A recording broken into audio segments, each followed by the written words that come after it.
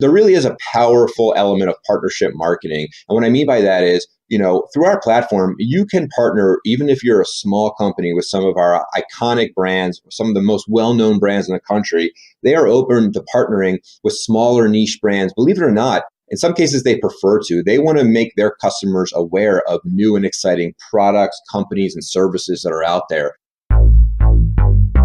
This is the E-Commerce Braintrust, a podcast about building momentum online for established consumer brands.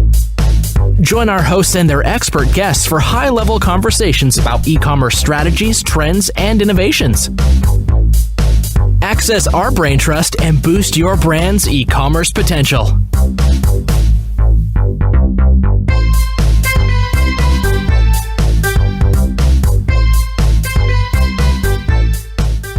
Hello and welcome back to the Ecommerce Braintrust podcast. Great to have you with us again, dear listener. I want to introduce this interview that Julie, my co-host here, had with a new company, actually only 6 months old, in the partnership marketing space.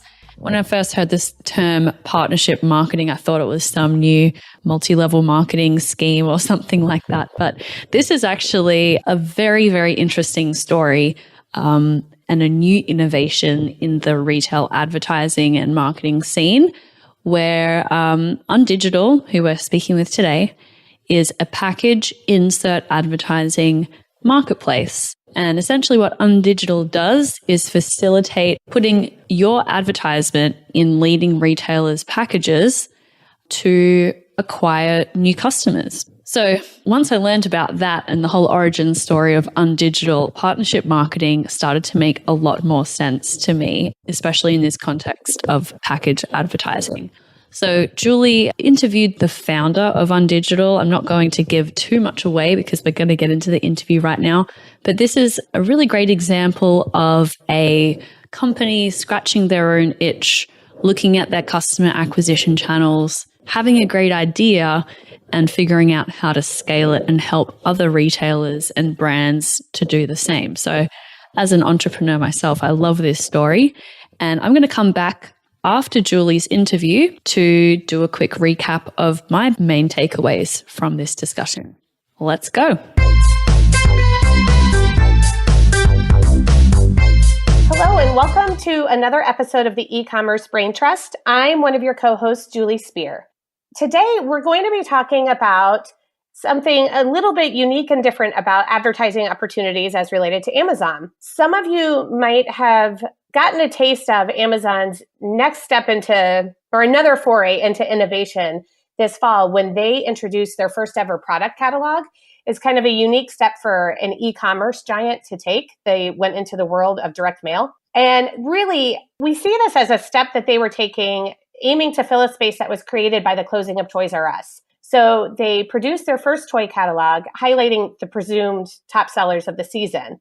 And their catalog really wasn't your standard direct mail fare, because what they included in the catalog was embedding along the lines of QR codes that would allow shoppers to scan product images in the catalog using the Amazon app that would then direct customers straight to the product page, where ultimately they could simply click add to cart and a sale is made. So it's kind of a beautiful marriage of direct mail and digital all in one. And this blend of direct mail and digital isn't something that's all new to our guests today. It is a topic that we're going to dig into a little bit more deeply. So joining me today, I have Ryan Millman, who is the co-founder and CEO of Undigital, which is a self-publishing platform that connects advertisers and retailers for package advertising partnerships. So I could go into a little detail here, but I think, Ryan, you might be better equipped to explain more about Undigital and the work that you guys do. Yeah, great. Thanks so much for having me. Yeah, let me give you a little bit of background on Undigital. We launched Undigital out of a need that we had. We actually operate one of our own e-commerce companies. And as time went on, a lot of our digital marketing initiatives became mature. It got harder to acquire new customers at an effective acquisition cost because some of those channels we had been doing for quite a while. And it just got a little bit harder as time went on. And so we were looking for innovative opportunities and innovative ways to bring in new customers. We ended up doing some package advertising partnerships with some retailers who would include collateral in their outgoing packages about our brand. And we started bringing in new customers at a terrific acquisition cost. And so we were really excited about this, but we said, well, this is great, but how do we scale this? How do we make this bigger and bring in lots and lots of customers? And we realized that that was going to be very challenging for us. It was very, very time consuming to create these partnerships. And so we knew there had to be a better way, and we decided to create the better way. And that's when UnDigital was born. So we started talking to some of the large retailers in the marketplace and realized that so many of these retailers were shipping out so many packages. The cost of shipping was so high, and they were very, very receptive to partnering with smaller or other large brands as well to put their collateral and build awareness with their customers on another brand's behalf. And so UnDigital is an online self-publishing platform. You'll see we have 90 plus retailers. We have almost 500 million available annual packages that any company can advertise in. And so it's been great. And we've only been at it for 6 months. So it's been quite a start. I'd say you started off with a bang.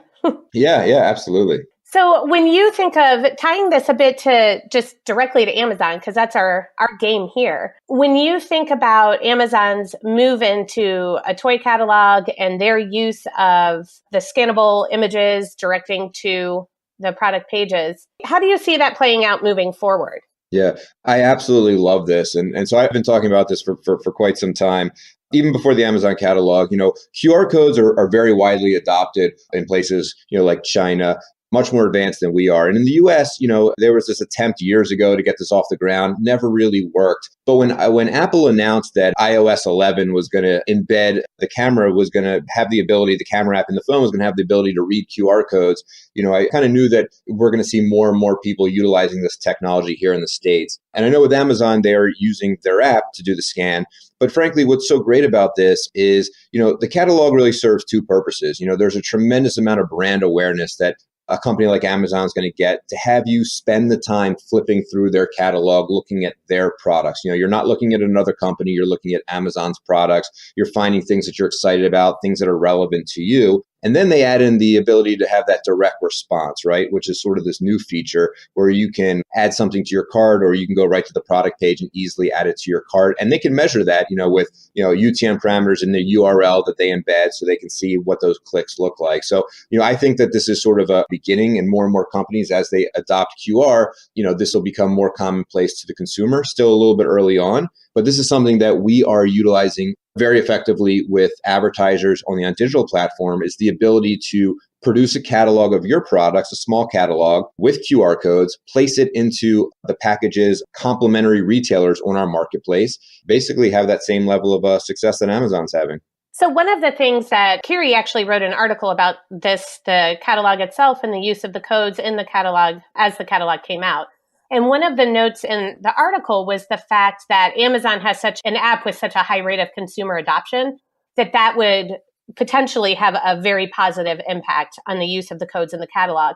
So how do you see this strategy playing out for smaller retailers or brands that don't have the benefit of an app with such a high rate of adoption? Yeah, I think, look, marketing is a huge industry. It's a $400 billion global market. And at the end of the day, while Amazon's a titan, marketing, every company starts from somewhere, and one day you launch your company and nobody knows who you are.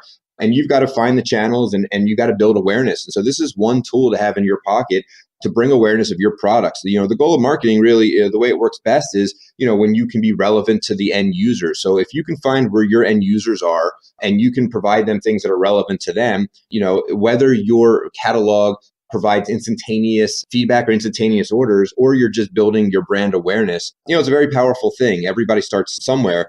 And I think the ability to get your message in front of the right people is always the key. And I think, this particular type of print collateral is just one great option for you. So could you maybe walk us through it a little bit? Like, how can the codes be used, let's say, in the form of product inserts that could drive repurchasing or purchasing of a new product in a brand's catalog? Yeah. So what we've done with our advertisers is, we'll build out a catalog, and we'll gear it towards the customer base of the retailers that they're partnering with. When I say retailers, these are the people that are putting these catalogs inside of their outgoing e-commerce packages. And if you go to the UnDigital website, you'll see a lot of iconic brands, a lot of brands that and probably order from regularly. And you'll see smaller and medium-sized niche brands. And so, based on their demographics, you'll tailor the products that you want to sell, design the catalog, and next to each product, there'll just be a simple QR code. And the QR code is basically an embedded URL. You could do two things. You can have that QR code really go anywhere. You have to go to the product page. You could actually have it, when they scan it, it adds right to their shopping cart. And essentially, that's really it. Once it's designed, we would actually handle all the printing and fulfillment and deliver it over to that retail organization who's going to embed it inside their outgoing packages. And when their customers open up their e-commerce order, you'll be front and center with your catalog of information and have those consumers, browsing and learning more about your brand. I love anything that makes purchasing easier. Absolutely. Add it right to that cart. So, key to any advertising effort that you do, you want to measure the conversion rate, the impact, the cost. How do you go about measuring that with QR codes? Yeah, absolutely. What's great about a QR code is it's very similar to the behavior of really any type of digital marketing campaign. And so with each QR code you have, you are going to be able to track how many sessions you had, how many people actually clicked those QR codes, how many times those products were viewed by those scans, certainly how many orders you've received and how much revenue you received. So from a direct response element, it's pretty much the same as clicking on a banner ad or a pay-per-click ad. You do get that level of detail. Certainly, you'll have that in your Google Analytics if you have that set up, certainly. So all of the tracking capabilities of digital are there. But again, the powerful part of this is it's really one part direct response. Consumers aren't always ready to place an order for a particular product right then and there. They might not be ready for it at that moment, but you get both the ability for the consumer to be able to order it right then and there, but coupled with a very, very strong, powerful brand awareness. And what do you see kind of for your general product, what do you see the acquisition cost being? You mentioned that this would be a good alternate form for advertising and marketing of products based on the acquisition costs. Can you talk to me a little bit about that? Yeah, sure. It's going to really, really vary by, the cost that you're going to be charged for by any particular retailer. Again, the retailers are the ones that are going to be willing to place this inside their box. So if you go on our platform, what you'll notice is every retailer charges a different amount. That amount is up to them. It's transparent information to you as an advertiser. So certainly that's going to be one factor. The other factors are going to be how relevant is your piece to the audience that's seeing it, right? And if it's not very relevant, you're not going to convert nearly as much. And then, of course, the quality of the offer, right? So, if you have a very expensive product with a very, very low discount percentage, might not nearly get the same level of response as something that's maybe highly discounted, or we actually have people that do free trials or free tests of products to get people comfortable with ordering from them, potentially for products that are ones that are going to be ordered with some level of frequency moving forward. So it's really all over the gamut. You could have acquisition costs in single dollar ranges, and it could go all the way up, much higher than that, of course. And what's great about what we do with UnDigital is when we work with advertisers, we don't want any of our advertisers to take on large buys, without knowing how things are being performed. So we recommend to all of our advertisers, and we've set this up through our platform, that you can test very small quantities, even with really large, well-known retailers. This is one of the things that we've been able to establish, is you can test very small, spend just a little bit, and you can do that across many different retailers that you partner with. And then, of course, measure your results, measure your promo code usage that's coming in, or any other metric that you have. And then, go ahead and scale the campaigns that are driving great results.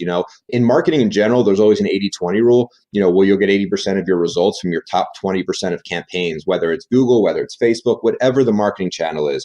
So, this marketing channel of package advertising is powerful because it's a partnership marketing. But at the same token, you're going to have good campaigns and great campaigns and okay campaigns. And we always recommend spending just a little bit, seeing what's working, and then coming back. And of course, we have a lot of scale, having close to 500 million available units. And so when things are working well, there's a huge opportunity to go ahead and get this out to a much larger audience.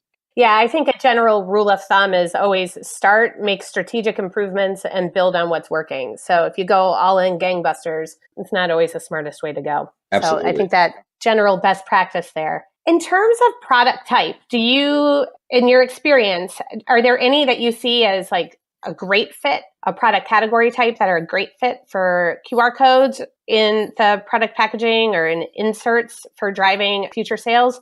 Or do you see some categories that are really not a good fit? Yeah, I mean, I think anything that customers can come on and buy, on your site today, it's just another touch point to go ahead and get them to connect and take, a further action than what's really ever been possible before with print. And again, print, it's the direct response coupled with tremendous amount of brand awareness when somebody actually takes the time to flip through your catalog and be introduced to whatever your products or services are. Your products or services don't have to be unique. Of course, if they're interesting and innovative, that's always great. But customers choose, which companies they want to buy from based on a whole variety of factors, brand appearance, certainly pricing, selection, convenience, all of these things. So, anything that's being sold online today is something we've just got another channel and now a new tool at our disposal as marketers to go ahead and get this in front of our customers and to add in that direct response component and just make it more convenient for them to find your page. Millennials and the younger generation today they're so mobile phone dependent that actually having their phone while they flip through something and having the ability for them to get a lot of information about your product or add it to their cart really quickly is something that generation is really familiar with and I think is going to really play well, with today's generation of buyers. And so, it's still early, but I think we're going to see a lot more widespread adoption, not just only in print catalogs, but, even in places like restaurants and food stores. And, there's a whole host of great places and to allow people to buy things more conveniently using QR codes. And I expect to see a lot more of those in the coming years. Yeah, it is early days with it. And I think with anything in being in the world of e-commerce, the innovation, it keeps happening and it'll be exciting to see where this ultimately goes. In terms of QR codes, like for product package inserts, just cards inserted with a purchase that a customer already made online, do you see more of a trend of using the codes for repurchasing or for introducing like cross-sell of products across the catalog? Yeah. What is the best use scenario there? Yeah. So for what we do with package insert advertising, you are going ahead and placing some collateral inside of a package from a complementary brand, another company. And, those are customers that are obviously, they've ordered something, they're going to be receiving their e-commerce package. And so these are ordering customers used to ordering online. And you're going to go ahead and put something in there that's going to build awareness and hopefully orders for you. What we recommend is, we started out with what we would call sort of a flat print, which was kind of a 5x7 double-sided. We've sort of migrated that into a mini catalog. So it's kind of a lightweight little brochure. We can't make it too big because we can't add too much weight to our retailers' packages. Otherwise, that would increase the cost of shipping. But it's kind of a lightweight catalog with multiple panels that somebody can open up. And really the design of that piece is up to you. So you can certainly give information on the background of your company or your brand mission. And then within there, you can put a plethora of different products in there with descriptions of those products. You can show pricing promotions for any of those individualized products. And then we recommend the QR code with a little bit of a call out that says scan to order now on each barcode. And again, it's just so easy. You don't have to have an app with the iPhone. You just have one of your consumers will literally just open up their camera app and hold it over the barcode and it will go ahead and open the URL that you've placed within that QR code. So that URL again can direct them right to the product page, or it can add it right to their shopping cart, which is really neat. And each product again has its own URL structure that allows you to track it. And then on the back of the catalog, we typically recommend a little how it works. And this will tell people whether you have an iPhone or an Android on exactly how to scan it. Again, the iPhone's a little bit easier because you just open up the camera app and hold it over and it will recognize the QR codes. For Android, you actually have to download a QR scanning app. A little bit of a pain at the moment. I'd imagine that at some point, we hope that Android will get that resolved and build that in as a native function. That's typically the most popular form factor is the lightweight little catalog, and allows you to show a whole bunch of things as opposed to maybe a smaller, flatter piece that really only has enough room for say one or two products. Yeah, and I think what's key on there is including the how to use, because we are in the earlier days of the codes and early adoption and all of that. So really for people, for it to have the impact, you want whoever's receiving it to know exactly what to do. So I think having that on there is definitely an important factor. Yeah, absolutely. And just one other thing to think about is, building a sense of urgency. So if you've got a special promotion, especially if your products maybe aren't completely novel, meaning there's other places that you can get them, but you're offering something that is, aggressive, or you're offering something that is, exciting, from a promotional standpoint, putting some sort of a time frame on here, making sure that people know that this offer is only good. Give them maybe a few weeks after they've received the pieces to go ahead and take advantage of this. What we find is a lot of people will, if it is something of interest, they'll take the catalog out, they'll look through it, and then, either they'll order at that time if they're ready, or they'll sort of put it on a counter, on a desk as a reminder. Sense of urgency is certainly one of the things to build those quick orders, get people to order it, now, knowing that, hey, I better get this done before I forget and it expires. Yeah, that's a great piece of advice. Along those lines, do you have any other quick tips or hacks that people should keep in mind as they're considering going this route? Ooh, I think the most important thing is this, for anyone who's done marketing across any channels, what's going to work really well for something like package insert advertising is, take the things that have worked well on any other channel. At the end of the day, marketing is marketing. We're showing customers, we're building a story, we're telling a story, we're building up our brand perception, we're showing them about our products, our convenience, the benefits of our services or our products. And at the end of the day, if you've done lots of ads, whether it's on Facebook or even a few ads or Google, the things that really have worked well are probably the same things that people are going to take to, in this particular channel as well. So, you couple some interesting graphics with some relevant products and maybe a nice offer, it's pretty straightforward and that'll drive success. But I think at the end of the day, marketing success comes down to the ability to measure what you're doing, find results, and scale what's working. And I think we provide a new and exciting platform. The last thing I'll say about package inserts, I touched on it briefly, there really is a powerful element of partnership marketing. And what I mean by that is, through our platform, you can partner, even if you're a small company, with some of our iconic brands, some of the most well-known brands in the country. They are open to partnering with smaller niche brands. Believe it or not, in some cases, they prefer to. They want to make their customers aware of new and exciting products, companies, and services that are out there.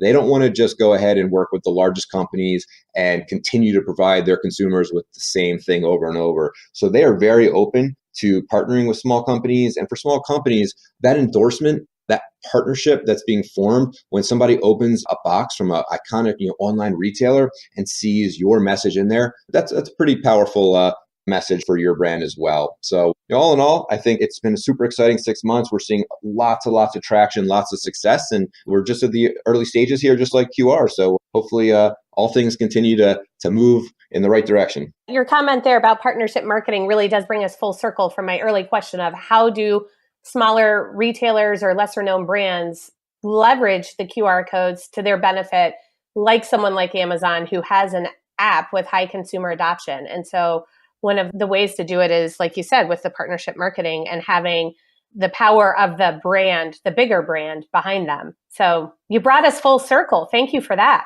Well, no, thank you. Yeah, this has been great. Again, I love talking about new technologies, and it's going to be amazing to see what kind of things continue to come our way from an innovative standpoint. Certainly, I was just really excited to see Amazon, sending out their toy catalog. Obviously, it's been a tough year for toys, and I'm sure Amazon's going to be the beneficiary. But I love that combination of awareness and direct response. And it's not just for Amazon, right?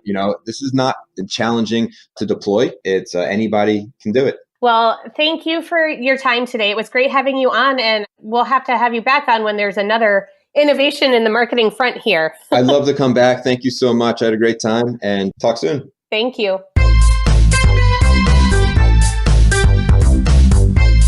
Wow, that was a great discussion with Julia and Ryan. So pleased to have Ryan on the show and learn about this new technology. So the things that really kind of struck home to me with this discussion and where this is going, obviously tying things back to Amazon and what Amazon's done with their toy catalog where QR codes were a big feature. And then another recent development, which I wrote about recently on Forbes, which is the sampling program that Amazon has rolled out to Prime customers. Actually, I'm not sure it's even restricted to Prime customers, but essentially brands can opt to include samples with Amazon packages. And I've got no doubt in my mind that those brands are able to pick and choose the demographics of the customers that are being shipped those samples. So if we're Folgers coffee, we only want to ship our sample out to shoppers who have bought coffee in the past. So that kind of targeting is certainly going on with the sampling program like that. But these are all direct response mail technologies, which are not anything new. Let's be honest, sampling's been around for a long time. Catalogs have been around for a long time. But what I love about this technology and this kind of partnership is that it's such a clear win, both for the retailer and for the brand. I really love how Ryan gave away a few tips around what can brands do to create some more urgency with their offer, doing things like he mentioned the mini catalog where brands can design a direct mail experience for that shopper, get them to engage with the brand story, products, things like that. And it seems like there are a lot of different options as it pertains to either just a direct sale of add to cart or just some other kind of engagement that you're looking for. And I also love hearing that these larger retailers are open to partnering with smaller brands. And it's not a whole lot of extra effort for them. They make a little bit of extra money from it, but the endorsement that the brand gets from just by having their insert in that retailer's box is an edge that is difficult to reproduce through digital advertising. So thanks again for coming on the show, Ryan, and great interview with Julie. Very pleased to have learnt about this hot off the press, 6 months in. Congratulations. And for all our listeners out there, thank you for tuning in again, and we'll catch you next week.